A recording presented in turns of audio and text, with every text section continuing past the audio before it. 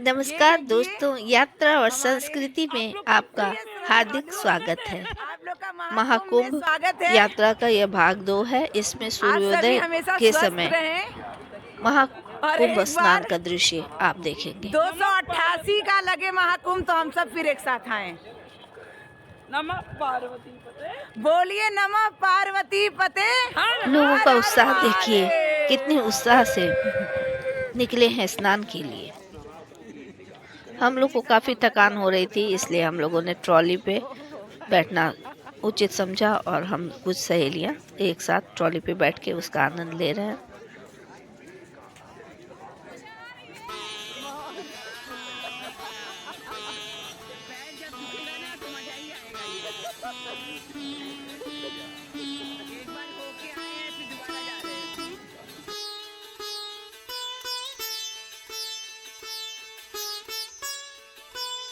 Actually हम लोग 3-4 बहनें संगम घाट तक एक राउंड होकर आ चुके थे, लेकिन चूंकि स्नान नहीं किया था इसलिए दोबारा हम लोग फिर से निकल गए बिना रेस्ट लिए 10-15 मिनट के गैप पे।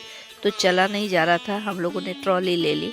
ट्रॉली में बैठकर राहत तो महसूस हुई, लेकिन जो उसको खींच रहे थे बहुत दुबली पतली लड़कियां युवतियां रहती हैं, तो उन पर मोह भी हो रहा था। लेकिन हम लोगों की शारीरिक स्थिति ऐसी थी कि चलने की स्थिति ही नहीं थी, इसलिए लाचारी में हम लोगों ने ट्रॉली किया। तो राहत तो महसूस हो रही थी, लेकिन थोड़ा सा तकलीफ भी हो रहा था बच्चियों को देखकर।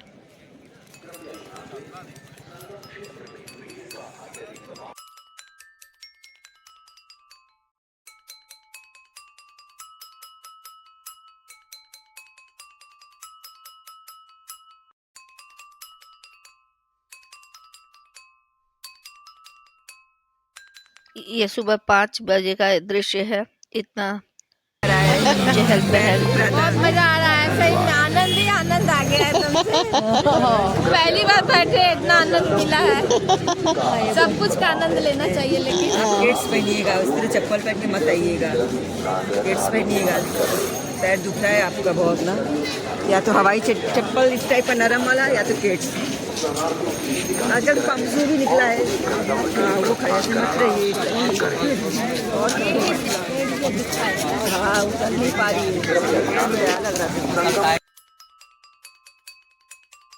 ये आप देख सकते हैं हम लोग ट्रॉली में बैठ के कैसे जा रहे हैं। अच्छा, एक नया अनुभव था, बढ़िया ही लगा। आप लोग भी अगर थक जाए तो इस तरह की ट्रॉली कर सकते हैं।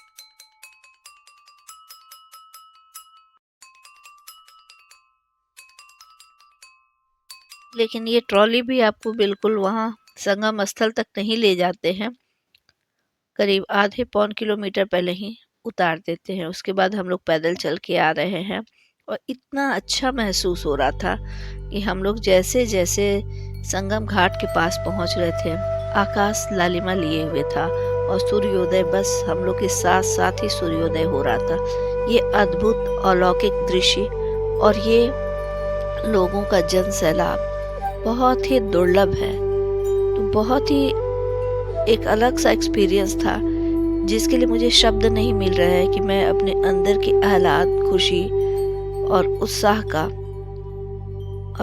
अभिव्यक्ति शब्दों के माध्यम से कर पाऊं। बहुत ही अच्छा अलौकिक था, इसे खुद महसूस किया जा सकता है। शब्द पर्याप्त नहीं है इस अनुभूति की अभिव्यक्ति के लिए।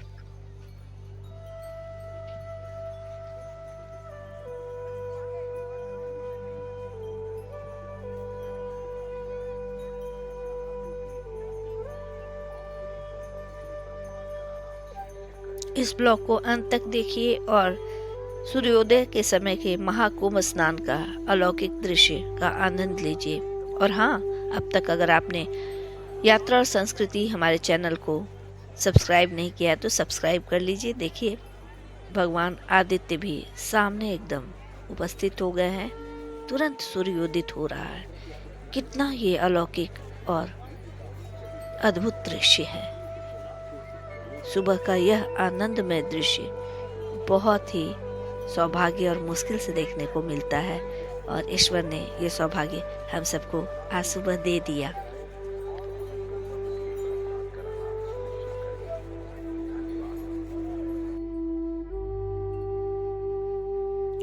लीजिए, बातों ही बातों में हम लोग पहुंच गए संगम घाट, त्रिवेणी गंगा यमुना सरस्वती का संगम।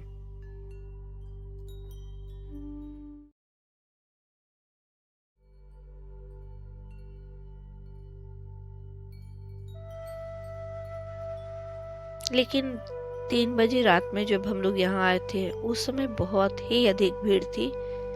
सड़कों पे तो अभी भी उतनी ही भीड़ है या उससे अधिक है, लेकिन यहाँ घाट जहाँ पे स्नान किया जाता है यहाँ उस समय की अपेक्षा भीड़ की थोड़ी कमी थी, थोड़ी राहत थी। ये सामने जो दिख रहा है ये त्रिवेणी है, जो वो कॉर्नर पे दिख रहा है ना, उधर कॉर्नर पे जहाँ बहुत सारी भीड़ है वही है मेन त्रिवेणी।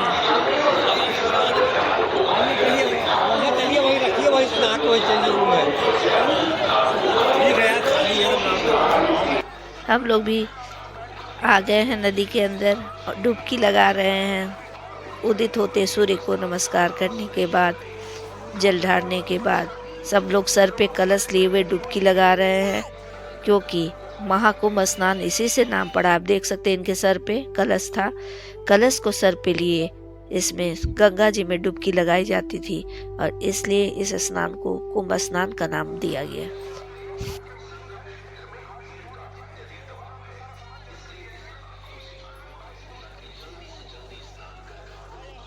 मैंने भी 2 राउंड में 11 डुबकियां लगाई।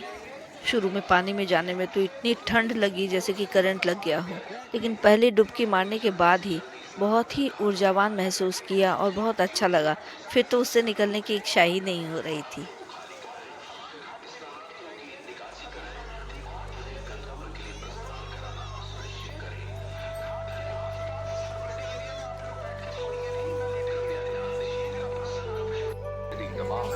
स्नान करने के बाद हम लोग जल्दी जल्दी घाट खाली करके निकल गए।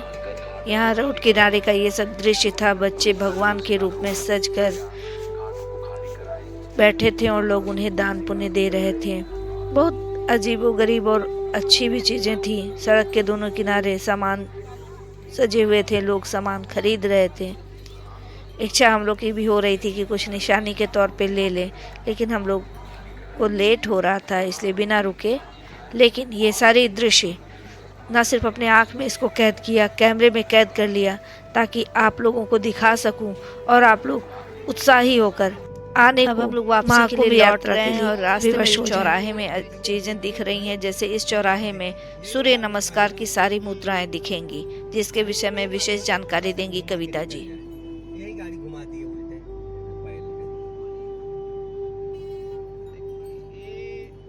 संचालन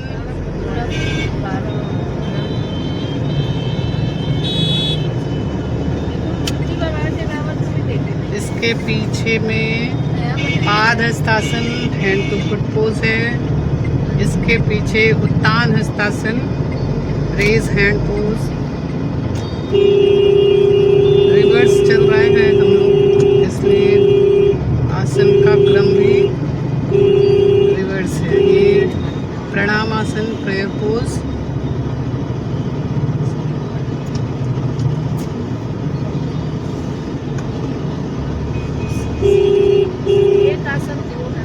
तीन है।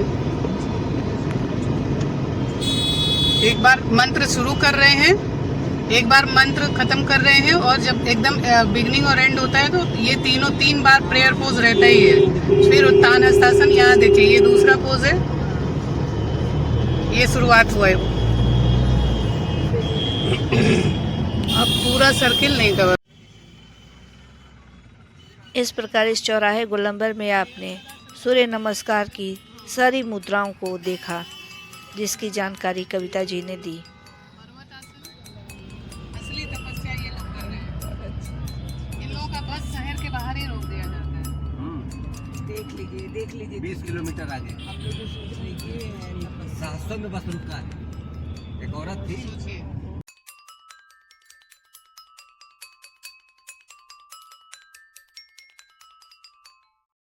ये लोग इतनी दूर से पैदल आ रहे हैं क्योंकि शहर के बाहर ही गाड़ियों को रोक दिया जाता है और वहाँ से करीब 20 किलोमीटर की दूरी पे संगम स्थल है, जहाँ तक लोग सामान ढोते हुए बच्चों को लिए हुए पैदल ही आ रहे हैं। कितनी तपस्या है, कितनी आस्था है इनके मन में।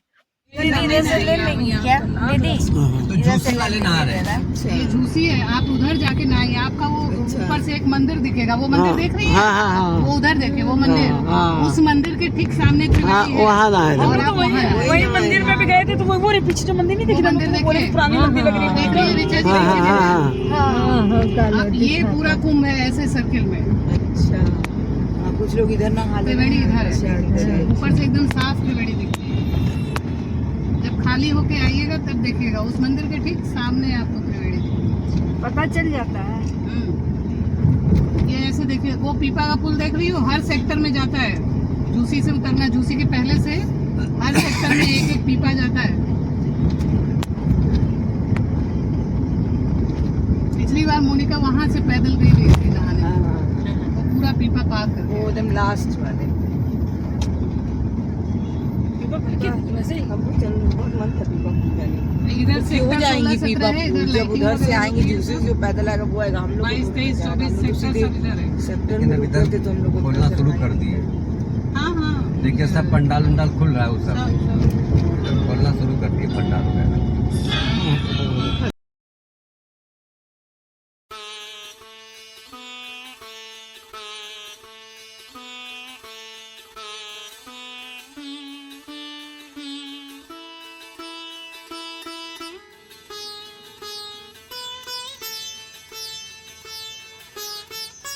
ये जन सैलाब देखिए, लोग खो न जाएं तो एक दूसरे को रस्सी से या कपड़े से बांध के चारों बगल लोग जा रहे हैं। ट्रैफिक की हालत वैसी ही भयानक और लोगों की भीड़ तो पूछिए मत। तेज धूप, चलते चलते भूखे प्यासे थक कर सड़क किनारे इस तरह महिलाएं और लोग, बच्चे थक कर बैठ जा रहे हैं और फिर उठकर अपनी यात्रा पूरी कर रहे हैं, क्योंकि नहा स्नान कर चुके हैं। और इन लोगों का शहर के बाहर बस और जो भी ट्रैवलर गाड़ी है रुकी हुई है, वहाँ तक के लिए ये लोग पैदल जा रहे हैं। इस चौराहे में बड़ा सुंदर सा ये दृश्य लगा, चिड़िया वाला। बहुत सुंदर सुंदर तरीके से सजावट आपको सड़क के दोनों किनारे देखने को मिलेगी। तो जो भी दृश्य सुंदर लग रहा था वो आपके लिए भी हम लोग कैमरे में कैद कर ले रहे थे कि आप भी इस महाकुंभ यात्रा का पूरा संपूर्ण आनंद लीजिए।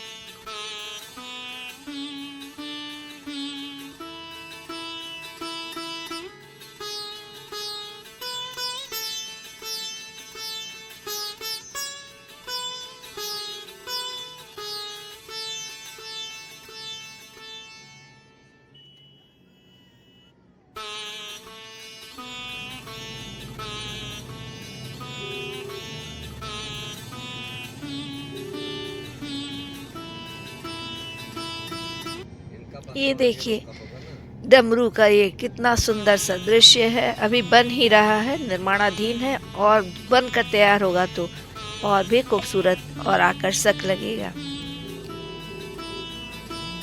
यहाँ तक लोग पैदल ही चल रहे हैं, सर पे मोटरी गठरी लिए, चेहरे पे मुस्कान, कहीं थकान नहीं नजर आ रही है। और इस चौराहे पे ये देखिए चक्र सा बना हुआ है, जीवन चक्र की तरह, बहुत ही सुंदर, बहुत ही मनमोहक।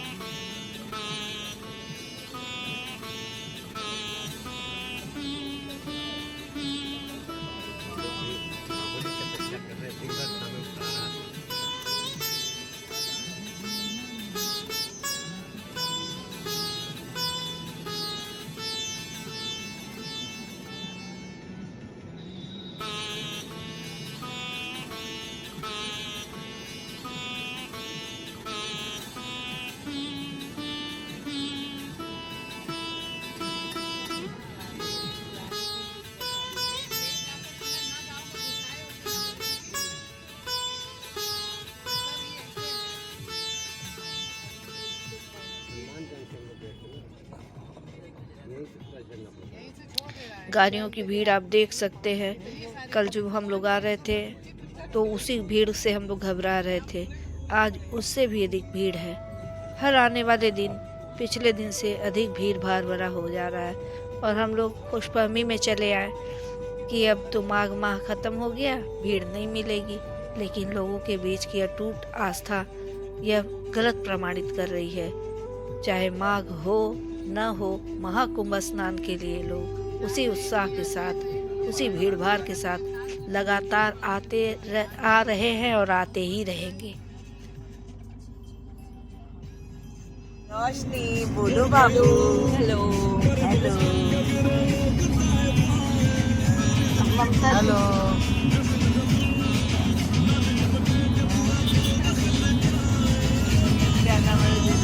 अब आपकी तरफ हेलो।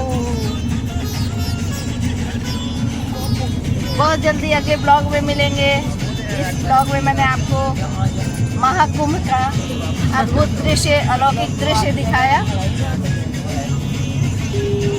इसके साथ मैं अपने शब्दों को विराम देती हूँ। बहुत जल्दी नए ब्लॉग में नई जगह पर मिलूंगी। तब तक के लिए धन्यवाद, नमस्कार, बाय बाय।